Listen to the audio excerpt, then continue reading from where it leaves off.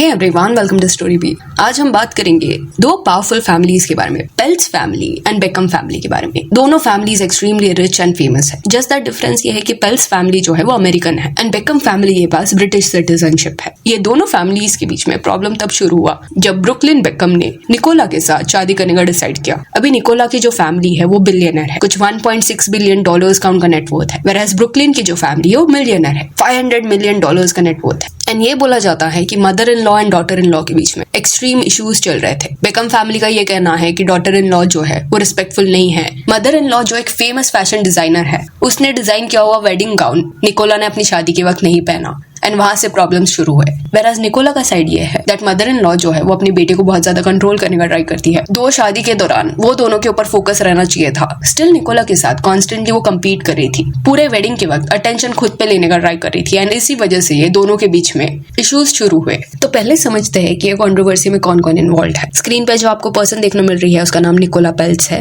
उसकी शादी 2022 में ब्रुकलिन से हुई थी। करंटली ब्रुकलिन का एज 26 ईयर्स है एंड ब्रुकलिन के पेरेंट्स का नाम David become and Victoria become है। डेविड जो है वो एक फेमस फुटबॉलर रह चुके हैं एंड विक्टोरिया से उनकी शादी जो है वो 1999 में हुई थी। उनके दौर में वो एक आइकॉनिक कपल थे और विक्टोरिया जो है वो एक फैशन डिजाइनर है, कई सेलिब्रिटीज के लिए उसने आउटफिट्स डिजाइन किए हैं। तो निकोला की जब शादी ब्रुकलिन से होने वाली थी तब कई लोगों को लगा था कि वेडिंग आउटफिट जो होगा वो विक्टोरिया ही डिजाइन करेगी, बट ऐसा नहीं हुआ। किसी और डिजाइनर का आउटफिट निकोला ने पहना एंड उस पॉइंट पे ऑडियंस का ये कहना था कि वेडिंग जो होता है वो ब्राइड का डे है, उसका डिसीजन होना चाहिए कि किसका आउटफिट वो पहनना चाहती है। तो that is a complete valid point. But फिर ये बोला जाता है कि वेडिंग डे पे दोनों फैमिलीज के बीच में कई सारे इश्यूज होने लगे। पहले तो सीटिंग को लेके इश्यूज हुआ कि किसकी फैमिली कौन से रो में बैठ रही है। ये एक जो अनसेड रूल है कि इनिशियल रो जिसको दिया जाता है उसको ग्रूम एंड ब्राइड जो है वो एक रिस्पेक्टफुल पोजीशन दे रहे हैं, हाई रिगार्ड्स में रख रहे हैं। तो इट इज सेड कि वो जो सीटिंग पोजीशन था उससे बेकम फैमिली खुश नहीं थी। देन थोड़ा कल्चरल डिफरेंस है, पेल्ट्स फैमिली अमेरिकन है, बेकम फैमिली का ब्रिटिश बैकग्राउंड है, तो वहां पे भी उनके बीच में टिफ हुआ। एंड देन शादी के वक्त निकोला को एक ह्यूमिलिएटिंग पोजीशन में डाला गया।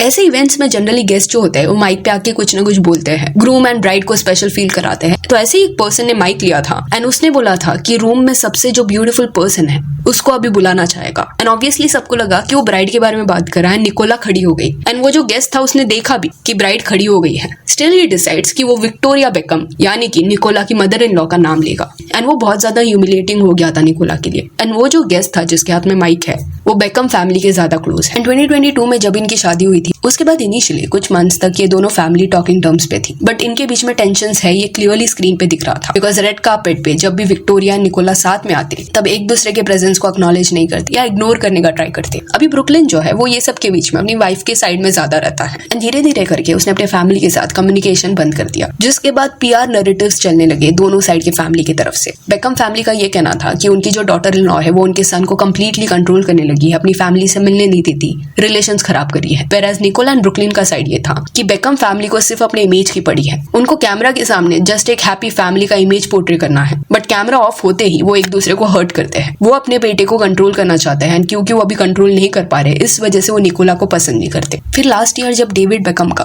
50th बर्थडे था उस पॉइंट पे जो सेलिब्रेशन रखा गया था वहां पे उनके सारे बच्चे थे। उनके टोटल 4 बच्चे हैं, 3 लड़के एंड एक डॉटर, बट ब्रुकलिन वहां पे प्रेजेंट नहीं था। तब मीडिया आउटलेट्स में फिर से ये आर्टिकल्स छपने लगे कि निकोला जो है वो अपने हस्बैंड को जाने नहीं देती फैमिली फंक्शंस में वगैरह। एंड ये काफी वक्त से अभी होता आ रहा है, एक दूसरे पे ब्लेम किया जा रहा है या ब्रुकलिन को शेम किया जा रहा है बिकॉज वो अपने फैमिली के साथ अभी कनेक्शन में नहीं है। एंड इवन ये बोला गया था बीच में कि ब्रुकलिन ने अपने फैमिली को कुछ एक नोटिस भेजा है जहाँ पे उसका ये कहना था कि जो भी उनको कम्युनिकेशन करने हैं उससे वो लॉयर्स थ्रू होंगे, डायरेक्टली उससे कोई बात नहीं करेगा। तो ये सब जब बैक टू बैक हुआ तब एटलीस्ट इंटरनेट पे लोग जो है वो निकोला को ब्लेम कर रहे हैं बाय सेइंग दिस कि जब से वो फैमिली में आई है तब से इनके बीच में इश्यूज चल रहे हैं। तो अभी रिसेंटली ब्रुकलिन ने अपनी वाइफ को डिफेंड करते हुए एक लंबा सा स्टेटमेंट दिया है जिसमें उसने एग्जैक्टली बताया है कि वेडिंग डे के बाद से क्या क्या हुआ था। तो उसने लिखा है, I have been silent for years and made every effort to keep this matters private. Unfortunately, my parents and their team have continued to go to the press, leaving me with no choice but to speak for myself and tell the truth about only some of the lies that have been printed. And then next para में Brooklyn ने लिखा कि मुझे अपनी family से reconcile नहीं करना है, मुझे कोई कंट्रोल नहीं कर रहा, I am just standing up for myself for the first time in my life. And then he said कि पास्ट में उसके पेरेंट्स ने हमेशा नैरेटिव्स को कंट्रोल किया है कि प्रेस में क्या बात जाएगी उसकी फैमिली को लेके। एंड ये सब परफॉर्मेटिव है, जो भी सोशल मीडिया पे हैप्पी फैमिली का वो लोग दिखाते हैं वो सब रियल नहीं है, ऑथेंटिक रिलेशनशिप्स नहीं है। Recently I have seen with my own eyes the lengths that they will go through to place countless lie in the media, mostly at the expense of innocent people to preserve their own facade. But I believe the truth always comes out. And then next story में he wrote कि उसके parents ने कई बार कोशिश की उसका जो relationship है निकोला के साथ वो एंड करने की, खराब करने की। वो भी शादी से पहले से वो लोग ये करते आए हैं। एंड वो जो वेडिंग ड्रेस को लेके रूमर था कि निकोला ने नहीं पहना ये डिजाइनर का ड्रेस, उसके ऊपर ब्रुकलिन का कहना था, my mom cancelled making Nicola's dress in the 11th hour, despite how excited she was to wear her design, forcing her to urgently find a new dress. Weeks before our big day, my parents repeatedly pressured and attempted to bribe me into signing away the rights to my name, which would have affected me, my wife, and our future children. They were adamant on me signing before my wedding date, because then the terms of the deal would be initiated. My holdout affected the payday and they have never treated me the same since. तो यहाँ पे एक important point उसने ये put fourth किया है कि कोई तो डील था कि जो भी उसके राइट्स है उसको लेके उनके बीच में कुछ तो डिस्कशन हुआ था एंड बेकम फैमिली चाहती थी कि शादी से पहले ही वो ये सब साइन कर ले, बट क्योंकि उसने टाइम लेके साइन किया इस वजह से उसकी फैमिली जो है वो उससे अपसेट है। एंड देन ब्रुकलिन ने लिखा कि वेडिंग प्लानिंग के वक्त उसकी मदर बहुत ज्यादा अपसेट हो गई थी एंड ब्रुकलिन को उसने इविल बुलाया था बिकॉज सीटिंग अरेंजमेंट जो था वो उनके अकॉर्डिंग नहीं था। अगले स्टोरी में ये देखने मिला, my wife has been constantly disrespected by my family. My mom has repeatedly invited women from my past into our lives in ways that were clearly intended to make both of us uncomfortable.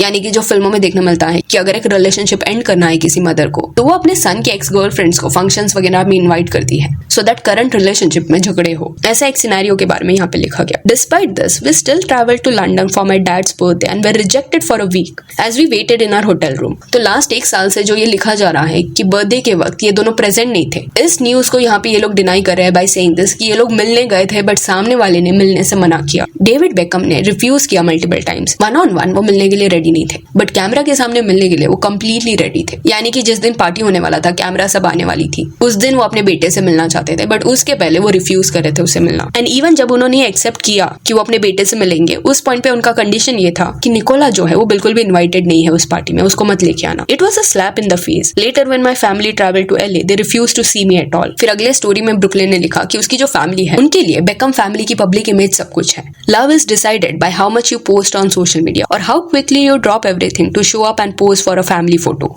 Even if it is at the expense of our professional obligations. We have gone out of our way for years to show up and support at every fashion show, every party and every press activity to show our perfect family. But the one time my wife asked for my mom's support to save displaced dogs during the LA fires, my mom refused. The narrative that my wife controls me is completely backwards. I grew up with overwhelming anxiety. For the first time in my life since stepping away from my family, that anxiety has disappeared. I wake up every morning grateful for the life I chose and have found peace and relief. My wife and I do not want a life shaped by image, press or manipulation. All we want peace, privacy and happiness and our future family. And then शादी के पहले and शादी के दिन जो problematic चीजें हुई है उसके बारे में भी ब्रुकलिन ने मेंशन किया by saying this. The night before our wedding, members of my family told me that Nicola was not blood and not family. And जब से उसने खुद के लिए स्टैंड लेना शुरू किया तब से उसकी जो फैमिली है वो उसको अटैक करी है। इवन उसके जो ब्रदर्स है वो भी उसको अटैक कर रहे हैं। My mom hijacked my first dance with my wife. यानी कि शादी के बाद जो पहला डांस होता है ब्राइड एंड ग्रूम का, उस चीज में भी उसकी मदर ने इंटरफियर किया, ऐसा उसका कहना था। एंड ये ऑलरेडी प्लान था, काफी वीक पहले से ये एडवांस में ये प्लान था कि ये रोमांटिक सॉन्ग के ऊपर ये दोनों डांस करेंगे। स्टिल 500 वेडिंग गेस्ट के सामने मार्क एंथनी जो है, जो बेकम फैमिली का फ्रेंड है,